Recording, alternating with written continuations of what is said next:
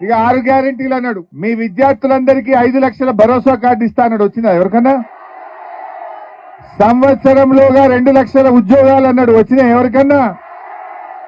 మహిళలందరికీ 2500 అన్నాడు. మీ అమ్మకే గాని మీ అక్కకి గాని వచ్చిందా? అంతేకాదు వృద్ధులకు వితంతువులకు 4000 పెన్షన్ అన్నాడు. వచ్చిందా ఎవరికన్నా? అంటే 6 గ్యారెంటీల అమలులో రేవంత్ రెడ్డి డకౌట్ అయిండు.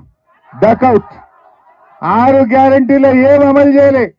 రైతులకు రుణమాఫీ చేయలే, రైతులకు 15,000 రైతు భరోసా ఇవ్వలే, విద్యార్థులకు 5 లక్షల భరోసా కార్డు రాలేదు.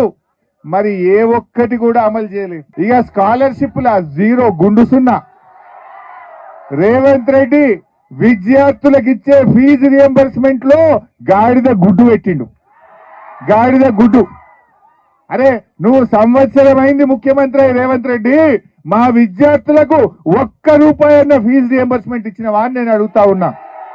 1 రూపాయి అంటే మా ఎస్సీ ఎస్టీ బీసీ పిల్లలను ఇలా చదువులకు దూరం చేస్తుండు. మాటలు కోటలు దాటుతున్నాయి. కాలేజీలో ఏమో పిల్లల్ని ఫీజు కట్టమంటున్నారు, డిగ్రీ పాస్ అయిన వాళ్ళకేమో సర్టిఫికెట్లు ఇస్తలేరు. మరి ఆ రోజు కేసీఆర్ గారు ముఖ్యమంత్రి అయినప్పుడు ఫీజు రియంబర్స్మెంట్ పథకం మంచిది. ఆనాడు వైఎస్ రాజశేఖర రెడ్డి గారి పథకాన్ని ప్రారంభించిండ్రు. దీన్ని కొనసాగిస్తా అని కేసీఆర్ 10 ఏళ్లు కూడా కొనసాగించిండు. 10 ఏళ్ల కేసీఆర్ పాలనలో ప్రతి సంవత్సరం ఫీజు రియంబర్స్మెంట్ కు 2,000 కోట్ల రూపాయలు కేసీఆర్ గారి ప్రభుత్వం ఇచ్చింది.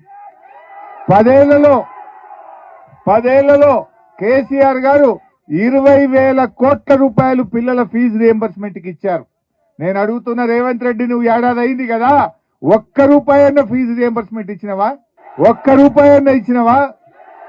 ఎవరన్నా కాలేజీ వాళ్ళు పోయి మాకు ఇబ్బంది అవుతుంది, మేము మా కాలేజీలో లెక్చరర్లకు జీతాలు ఇవ్వకపోతున్నాం, కరెంట్ బిల్ కట్టలేకపోతున్నాం అంటే 8% అడుగుతుందట.